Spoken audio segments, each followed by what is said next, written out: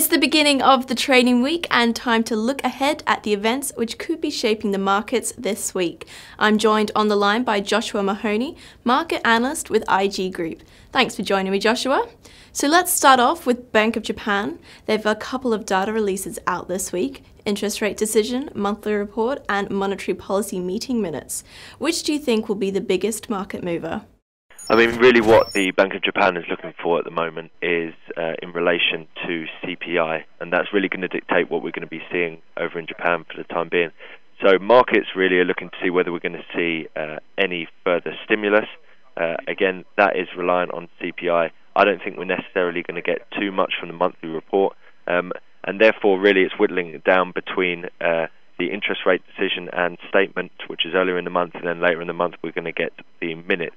Now, I don't necessarily think that we're going to get any change in terms of the interest rate decision and any change to their quantitative easing program. I think they're going to wait and see in terms of whether the CPI really is going to be impacted significantly because of the downturn in oil, and really whether those effects really from oil are going to be temporary, or whether they think that it's going to have an influence upon medium-term expectations. So I think you're probably going to get more interest out of the minutes, because maybe we might get some sort of description in terms of really what the threshold would be for the BOJ and how far we'd have to see inflation fall and medium-term expectations of inflation fall before they actually considered implementing some sort of QE. And again, if we saw more QE, how much would we be seeing? So potentially we might see more action around about the minutes as opposed to the actual interest rate decision. Thursday we'll see the SNB make its quarterly rate decision, the first since it gave up its cap of 120 per euro on the franc on January 15th. So what are you expecting from this data? I don't think we're really going to see all that much, to be honest. I think, what we did see off the back of the decision to remove the cap by the SNB was this massive depreciation in Euro Swissy, massive depreciation in Dollar Swissy. So really we saw that massive move higher in the value of the Swiss franc. Of course, that had major implications for any Swiss firms that had major, export operations, and it meant people were more likely to be importing as opposed to buying from home. However, a lot of the move that we've seen off the back of that has actually been reversed. We've seen Dollar Swissy pretty much return to where it was prior to them removing the cap. We've seen Euro Swissy actually prior to, around the time when they removed the cap, it fell around about 35%. It's now only around about 11% down since that happened. So I think they're going to be actually quite happy with themselves over in Switzerland, and I don't think they're necessarily going to be moving too much too soon, because, as we all know, the value of the euro is falling against most things nowadays. So the fact that, you've seen some sort of depreciation in Euro Swissy is to be expected, and in actual fact I think they'll be quite happy with the way that the Swiss franc has actually depreciated since that major move that we saw. Finally, Joshua, are there any other market events that our viewers should watch out for?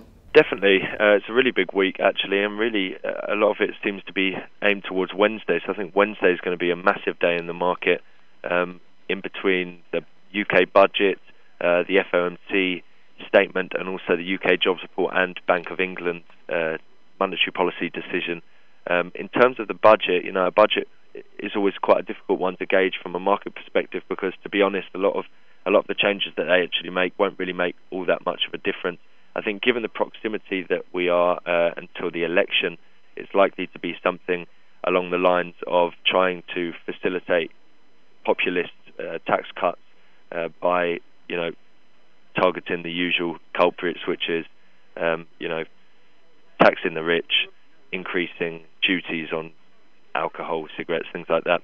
I think we're most likely going to see some sort of action taken in terms of trying to prop up the North Sea oil sector, because of the fact that, of course, the massive deterioration in oil prices really led to a significant hit towards there, and I think quite a lot of the rigs are not really economically viable. So I think in terms of what's going to move the markets from that, any sort of measure that people will conceive to change the likeliness of there being some sort of coalition or not in the next government will be key, because bearing in mind that, if we did have a full-on Conservative government, then it's very likely we're going to see a referendum on EU membership, and of course that has a massive implication in terms of businesses in the UK.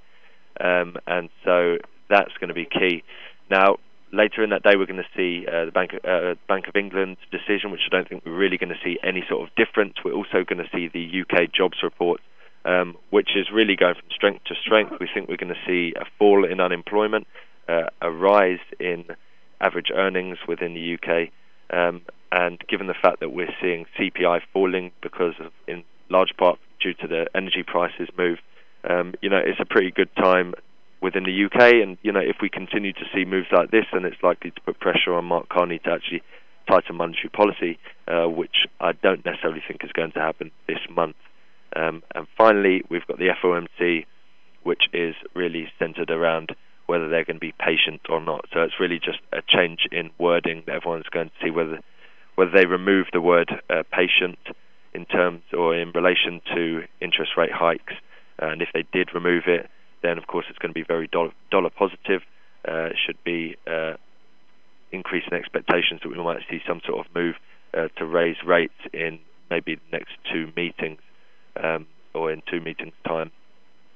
I do think that personally it's geared up more towards the status quo really in terms of dollar strength. Because I think if we did see that patient term removed, then that's going to be a big hint to the markets that we are going to see a tighter monetary policy within the US. If it remains, then really, it just stays as it is, because it was there last time that we heard from the Fed. So I think really that's geared towards yet more dollar strength for the time being.